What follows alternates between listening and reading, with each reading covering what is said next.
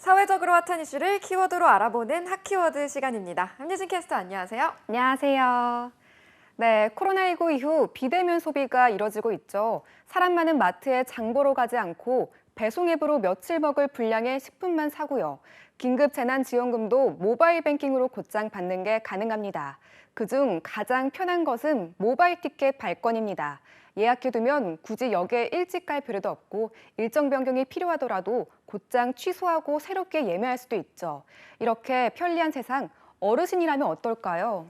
표 예매를 위해 줄을 서는 분들이 더 많을 수밖에 없을 것 같아요. 네, 맞습니다. 코로나19로 비대면 서비스가 활발해지면서 누군가는 편리함을, 누군가는 불편함을 느끼고 있는데요.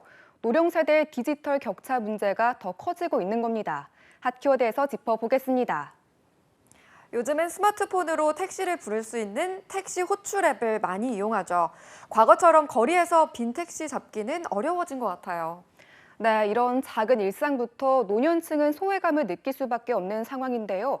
기본적인 이동수단마저 노년층에게 새로운 디지털 문턱으로 작용하고 있는 겁니다.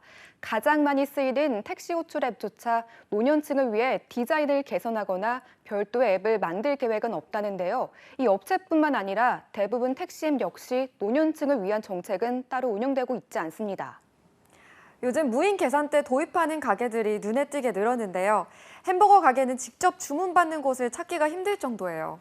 네, 맞습니다. 그래서 키오스크는 노인들의 고문 기계다, 이런 하소연까지 나올 정도입니다. 그런데 해봐서 아시겠지만 젊은이들도 실수하게 되는 경우가 많은데요. 노년층은 더하겠죠. 혼자 힘으로는 쉽지 않습니다. 메뉴를 보고 손가락으로 선택하는 기능만 있을 뿐 음성 안내는 안 되기 때문인데요. 이렇게 교통정보, 금융거래, 제품 주문까지 고령층 이용자 중에서도 생활 서비스 이용률을 따져보면 일반 국민보다 10%에서 30% 정도 사용률이 실제로 낮다고 합니다. 이런 디지털화, 비대면화, 노인뿐 아니라 소외감을 느끼는 건 다른 분들도 마찬가지인 것 같아요. 네, 맞습니다. 과학기술정보통신부의 2019년 디지털 정보 격차 실태 조사에 따르면요. 4대 정보 취약계층으로 고령층뿐만 아니라 장애인, 저소득층, 농어민이 해당합니다.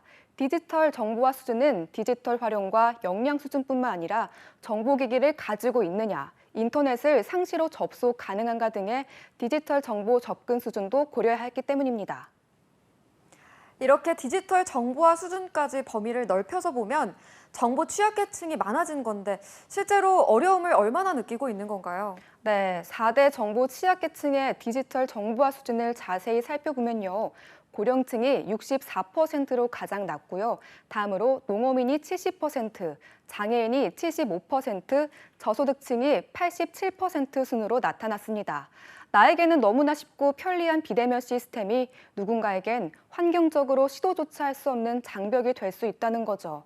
특히 디지털 정보화 수준이 낮은 고령층의 경우 모바일 기기 보유 역시 73% 정도로 일반 국민보다 17% 정도 낮습니다.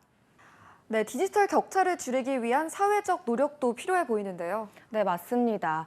디지털 격차를 줄이려면 일반인들이 디지털 기술을 사용할 수 있듯이 고령자들도 쉽게 이용할 수 있도록 설계해야 합니다.